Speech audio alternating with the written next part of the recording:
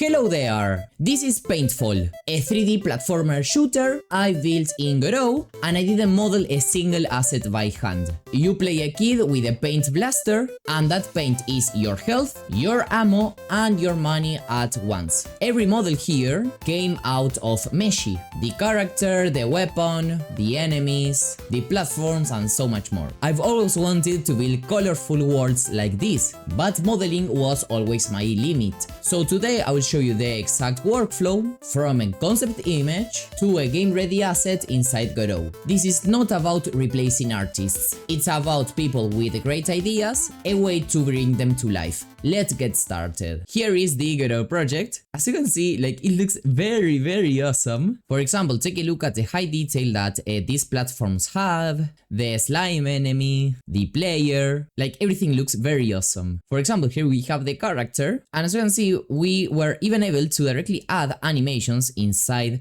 of it, okay? So not only did we create the models, but also we are able to directly animate them. Another model that looks just awesome is the turret, which as you can see has even two parts. One is the base itself, and the other one is the head. This is because, as you can see, then in the game, the head will basically try to look towards where the player is. As you can see, it looks very awesome. Here we are inside Meshy, the tool that I used to actually create the models of this game. And well, this is the character, for example, it looks super cute and super amazing. And it even has an animation window, so you can literally add any animation to your game, or to your models actually, with just one single click. For example, here is the animation, okay, that I've just added, okay, it looks very good. And once that, for example, you've added all of them, you can click here, download it in GLV, and enable single file. So then you could directly grab it and drop it inside your scene, and here's gonna be your player. And if we double click on the file, you will see that in one single asset, okay, you have every single animation, okay, that you have downloaded from Meshy. And that is amazing because it makes the animation, the animation process way faster, because you will have all of them, as you can see, in the exact same place. Here's exactly how you can create game assets in Meshy. First of all, you click over here on model, and you can either start from an image, upload multiple images, and turn them at the same time into models, or also type some text and turn it into a 3D model. So over here, let's upload a reference image. For example, this blaster, we need to select a model type. Standard basically has higher detail, but it's also way heavier in terms of file size, whereas a smart topology is gonna have fewer polygons, and it's gonna be overall more optimized for example, game development. So select either of them, and then you have some options here. For example, well, the AI model, in this case Meshy 6. If you want to automatically auto-split your model, you can also upload multi-view images, customize the pose. So with the standard model type, this is the output that I had. As you can see, it's actually very good. Here on the top, you can change between the different modes, take a look at the wireframe, and well, do many things. For example, adjust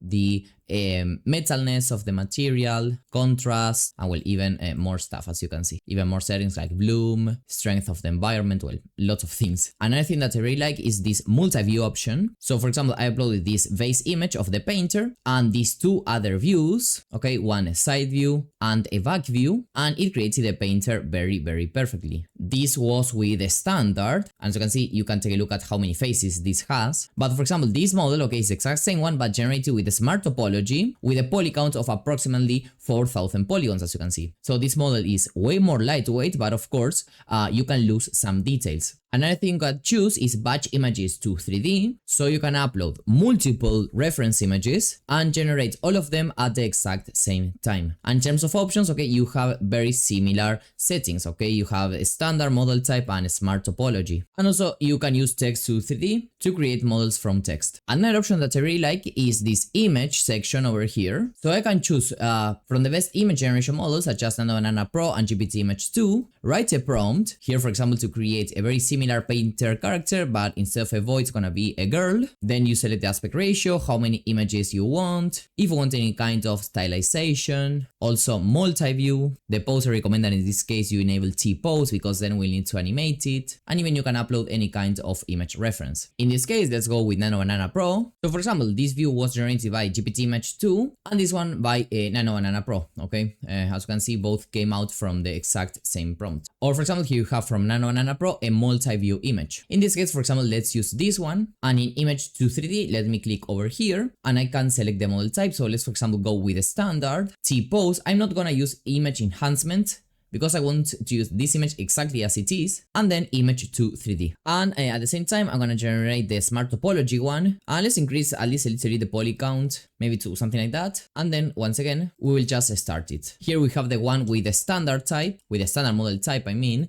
This is the wireframe off, and well, with the wireframe on. Okay, as you can see, looks very, very good. Then here we have the smart topology one, that it does seem to have a few errors here. So let's retry it with this button. As you can see, we have a few free retries, and let's see if it's able to fix it. Okay, so here it is. We just have this quadrant here, but it would be super easy to just remove it in Blender, for example. So it's not a big deal. The important thing here is the actual topology, okay? As you can see, it has way fewer faces. And well, here you can turn on and off the color. And it was even auto-splitted automatically, okay? For some purposes, this could be interesting. For example, we have the body as just one part, and the clothing, as you can see, as another one. Let's add textures to both. So texture, you can select the resolution. So for example, here, let's go with 4K.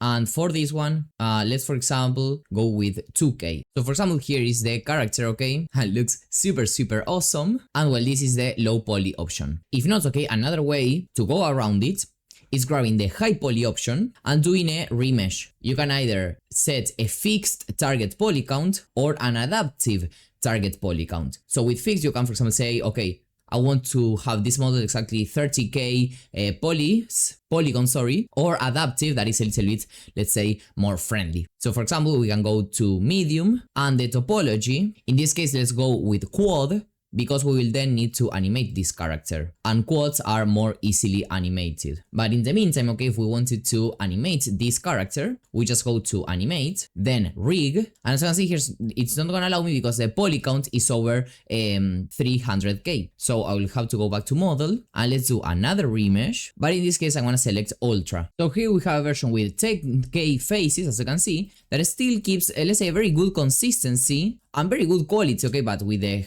lower poly count or faces count. And this one is around 100k faces, so it can be used for rigging. And as you can see, it is also very good in terms of quality. So let's click here on rig, humanoid, next, in this case next as well, but here you need to set your height and more settings depending on your character. You have to position these dots on the corresponding positions, then confirm. Then here is our character, it looks very, very awesome. So let's add as many animations as you want directly from the library, where you have thousands of them, and the ones that you have already added, you will see them over here. So this is one of the animations that I've added, looks very, very awesome, as you can see. I also added this dance, and once that I have every single animation that I want, I can click on download, GLV, single file, and download. Then I can drop it inside Godot, drop it inside the scene, and here we have it. We can right click on it, make it local, access its animation player, which, as you can see, has all the animations, okay, in the exact same file, okay? So it's very easy to animate and to add the logic to them. Yes, this female version of the painter also looks very, very awesome, okay? Just so you know more about how exactly I created this game and all the models, everything started from these general concept images, okay, about the game. And from here, I started generating individually the different assets that I needed.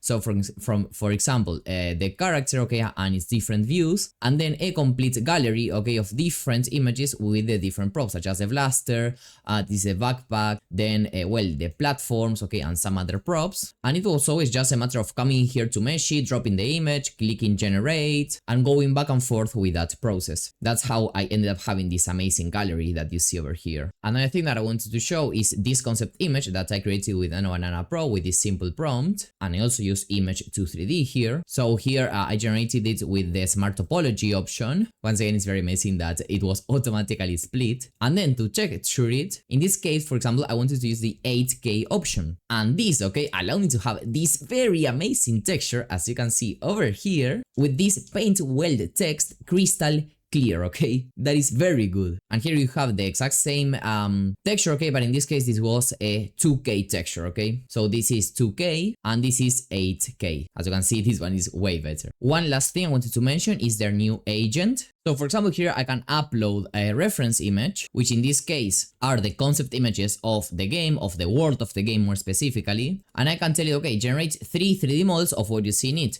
For example, one floating stone platform, this turret, and the slime, for example. Then you can even select specific models. So for example, in this case, for the 3D models, let's go with the standard. And image models, let's just leave it in auto so that the agent automatically picks. As you can see, the agent understands the type of world that I want to create, the color palette. Here it's telling me to make a choice. And as you can see, it created a canvas, okay, that I can navigate, okay, with the 3 concept images, okay, which as you can see, look very cool. In this case, I do like these 3 concept images. They really match the style of the game. And yes, let's just directly convert these 3 images to different 3D models. So well, you do get the idea, right? It's very, very cool. In reality, something very similar to what I've done here, but with an assistant, okay? And well, for example, here we have the slime. Looks very good. And well, we have mostly the exact same options as in the normal UI, okay? So we can directly download it here, animate it, whatever we need. Whoa, and take a look at this one. Looks very, very awesome. Come on. And also the fact that this is like in a canvas mode that I can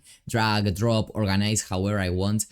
It's just amazing. Oh wow, and the platform also looks very, very amazing. Come on. That's Paintfall, a full 3D platformer, and I didn't have to model a single 3D asset by hand. Everything came from Meshy. A concept image or a text goes in, and a game-ready asset comes out. Then we can put that asset straight into Godot in no time, as we've seen. Once again, this doesn't replace artists. It is just that I had this idea for years, and modeling was the wall between me and this game. Meshy took the wall down. So, got an idea. Mesh it down at 50% off via the link in the description. See you in the next one.